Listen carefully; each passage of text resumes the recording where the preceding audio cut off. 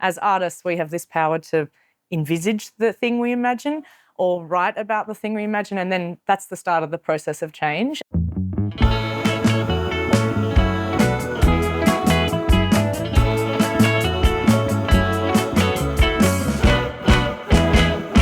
My name's Tai Snaith. I'm an author and illustrator. My latest book is called Wonders Under the Moon, a collection of nighttime creatures.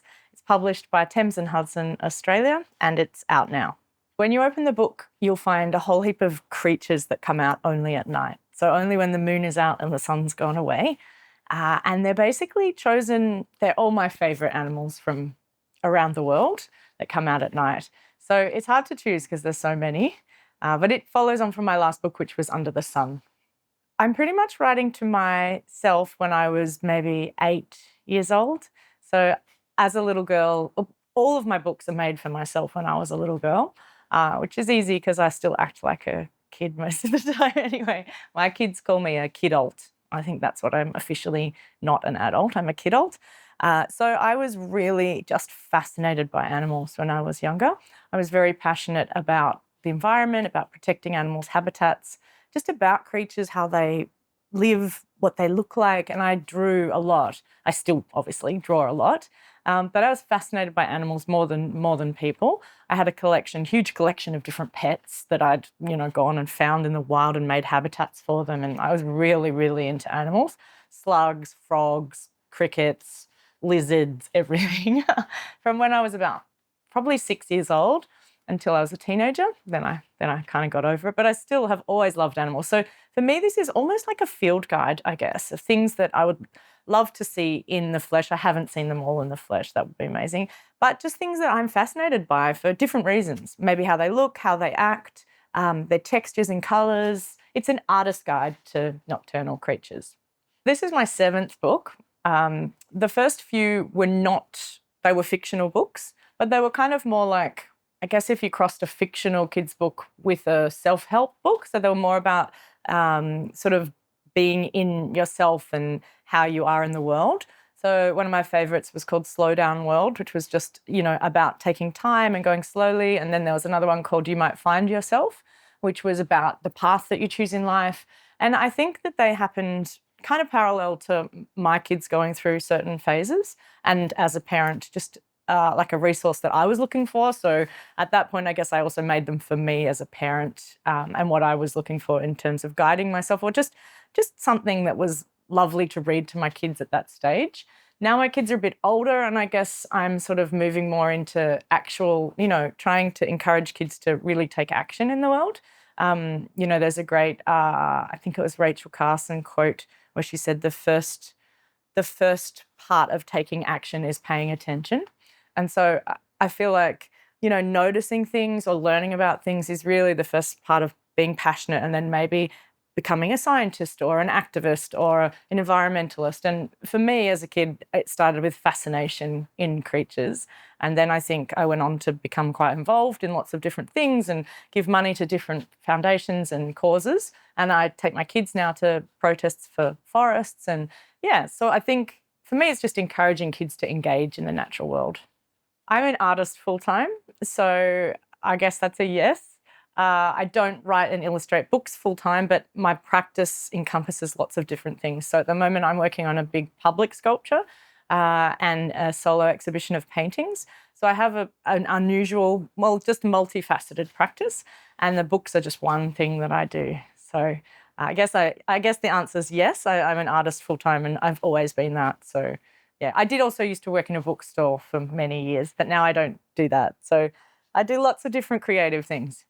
I often do start with words. So I often do start with phrases or research that I've been looking at, or titles. I have long lists of titles. And then sometimes pictures come from the words, but then sometimes it's the other way around. So with picture books, often I start with the picture. With this new book, I guess I'm obviously starting with the animal in the real world. So I started with research. I had a research assistant, Marta, who's amazing, and she's really enthusiastic and excitable. And so together we sort of back and forth about different creatures that we've either heard of or haven't heard of. So I had my obvious list of all the things I love and that I'd love to draw. And that's where it started, from just the joy in those creatures. And then she suggested, what about this thing? What about this amazing moth? Or what about this giant slug? And the research process is really fun because I learn about some creatures I had no idea existed. And then also because of the internet, you find some things that don't actually exist. And so then you have to go through a series of checks to prove that they are real things, which is kind of crazy. But we're in that world now. So, so I guess that's for this book and the last one. It started in research. And then I would sort of do this weird process where the groups in the book are not scientific groups. So this is what makes it a bit different. As I say, it's like an artist's guide. It's also, the groups are a little bit crazy. So they're things like fantastic features. So just everything that has big eyes and big ears or big nose. And then I group them all into these odd groups, but they make sense to me. And I feel like they make sense to kids too, because kids like a little bit of fun. And scientific groups, not so fun, I just think anything to get kids engaged that's a little bit playful and silly. And also I realise that often it's parents reading them, so there's some jokes for parents too. Like there's a group called, in the last book there was a group called Swingers and Clingers, which was quite funny, but they were just things that swing and cling. And in this one there's one called Haunting Hooters, which is actually just things that hoot, but, could be read as a funny. So there's some little in-jokes for parents as well. But then, so that's the start of the process is finding them, working out a list of what I definitely want to draw, and then I put them into groups, and then I start drawing them. And the drawing process takes the longest part, obviously. But with these books, it's also really tricky because I have to put them in scale order. So they're all to scale on the page, it sounds easy, but it is so not easy. So say you've got like a slug that's this big in one group, and then you've got like a big, something else that's that big. You've got to work out how they sit on the page in relation. And so I have little icons that show kids the size compared to a body or a body part. So for really small animals, we have like an eye or an ear. Sometimes we have a hand as the scale, and then sometimes we have a whole person. Or for some of the bigger groups, we have a person with someone on their shoulders. So I really wanted it so that little kids could look at it without being able to read and be able to go, oh, wow, this butterfly is as big as your hand, but without needing to read words to understand that. Because having kids myself, I realised that there was always books everywhere in our house, but you're not always able to read the books to them, and I wanted them to be able to pick up the books and look at them, and, kids just will always make some sense of it, but I wanted to create a non-fiction book that had information that they could still absorb without being able to read the words. And that was and that's actually the feedback, is that kids love that. Even if they just little kids look through and go, whoa, that could go inside your ear or up your nose, or, it's kind of basic, but very difficult to do design-wise. So sometimes one group will have a split scale. So because there's huge things in it and small things in that same group, one half of the page will be according to a nose, and the other half will be according to, a basketballer. Each of my books is slightly different. The last two are in this same technique, which is watercolour. And so I draw the animals in parts first with watercolour. So first grey lead, I make their parts, and then I paint them in watercolour. I let it dry, and then I cut out all the parts and I glue them together. It's a long process. And there's some people like, why? It's crazy. Why would you do that? But for me, it makes sense because it's almost like a puppet. Because you make its parts and then you can work out how you want it to sit. So if you just draw a picture from scratch and you get it wrong, you have to start again and do that again. And you have to I guess I'm a sculptor really, and I like to be able to move the stuff around before I go, oh, that's the spot. So yes, it takes 10 times as long because you're doing all these little parts and then you're gluing them together. But I love the process. It's almost like building each animal, and you've got to take all this care and attention for each animal. It's not sort of throw away and quick. And I have an iPad and I know how to use Procreate, but I do everything by hand for my books. And I'm one of the few people that still does that. I'm not really into manipulating things on the computer because I feel like one of the things I'm trying to do is to encourage kids to use their hands and to be tactile and be in the world and not on a screen. And I think, for me, it's really important that these things are handmade. So, and they have shadow too, it sounds like maybe not a big deal, but when you actually look at the pictures, they have tiny little shadow over each layer. And smaller kids that I've seen reading my books will actually sometimes do this on the page. So, and I actually spoke to a psychologist about it, and they were saying that what that can encourage is a different part of their brain to engage with the book because it feels like it's three-dimensional. So I found it really effective to get kids sort of into the picture. They feel like it's a thing in the real world, not a flat surface. My routine's different for every project that I do, but for a book, I tend to, do the research, which is months of research and, like maybe at the end of a day of making other work. So I'll put aside, say, 2 hours after dinner or something each night to research, and then that's all via emails with my research assistant. And then that's a lot of just accumulating data, looking at it, resorting. That can go over as long as you give it, really. It could be months or it could be a year. And then once I get into okay, this is the list, the editor's confirmed everything has to go by the publisher and the editor, and a whole lot of people look at it first. And then I get back a document that says these animals are all in, this is the order they're in, and then I start researching really what they look like and which reference images I want to use. So that takes quite a long time. And I pretty much lay out the reference images on the page first rather than making them all first. So I use a series of different reference images. There's so many files on my computer. It's madness. Generally, I get a new computer at the start of every book because the last one's just so overworked. So that's a nice process. Okay, new computer, nice and fresh. And then, so I sort all these reference images, and then I have this time where I make. And that's an interesting process. I've worked out I can make, I think it was 6 animals a day. So that's all in a whole day, and that's starting at 9 a.m. and finishing after dinner. And generally, I put aside a couple of months just of solid making, and I get into a real routine, and there's glue everywhere, and I get RSI in my wrist from using the scissors. And I often will take myself away to do, if I've got a deadline and I'm not on the 6 animals a day because I'm being distracted, I'll go somewhere to do a residency or spend 2 weeks at a holiday house or something and just really work, and I hardly eat, or I just go hard. And I find I'm much better if I'm in the zone and I get on a roll, and you work out all your colours and everything is everything's wet and going and easy. If you break it up too much, you sort of lose flow. So each project has its own routine. But then if I'm working on a painting show, it's very different, like I'll spend 6 hours, 2 days a week painting, and then I do other projects on different days. Yeah, I'm quite unusual. I have a really varied routine. But for a book, I tend to have it in those stages. And then after I've made all the things, I have shoeboxes full of the different animals. So I tend to keep them in folders of their groups, and then I put them into shoeboxes because there's 200 animals all up. And some of them I make quite large to get all the detail in. Then they go to a photographer. So I work with an amazing photographer called Matthew Stanton. So they're not scanned or anything, because if you scan them, it flattens them.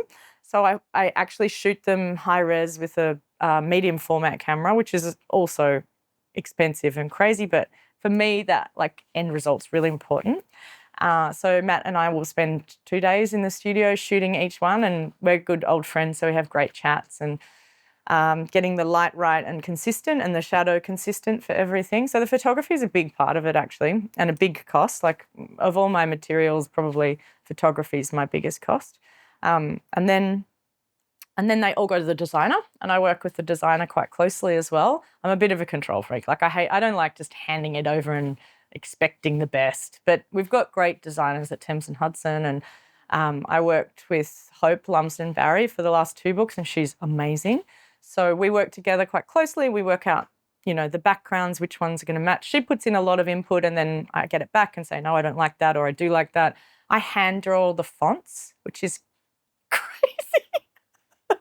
Most people when I tell them that, just go, why? So all the titles of my books, I've handmade all of the fonts.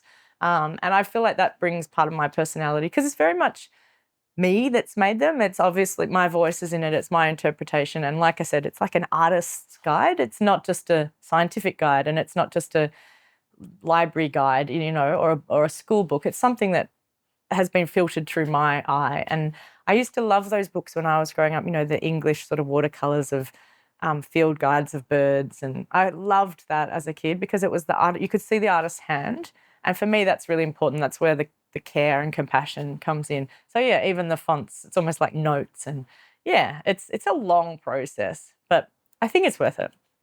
What was the first bookshop that sparked your love of books and bookshops? I mean, it's not a bookshop, but probably the library was the first time that as a kid I remember the library really clearly and story time at the library. And yeah, that's probably my first memory with books. Bookshop wise, in terms of the magic of it, I mean, I worked at Readings for 7 years. And for me, I guess that's where I got to see a bookshop in action and to be part of that. And I think booksellers are really important and to have passionate booksellers. So being at Readings, I was also the kids' book reader. So on Saturdays, usually I'd had a hangover or I hadn't even been to sleep half the time. And I was in my early 20s and I was the story time person. So before I even thought about doing a kid's book, I was definitely researching it, I guess, by reading kids' books.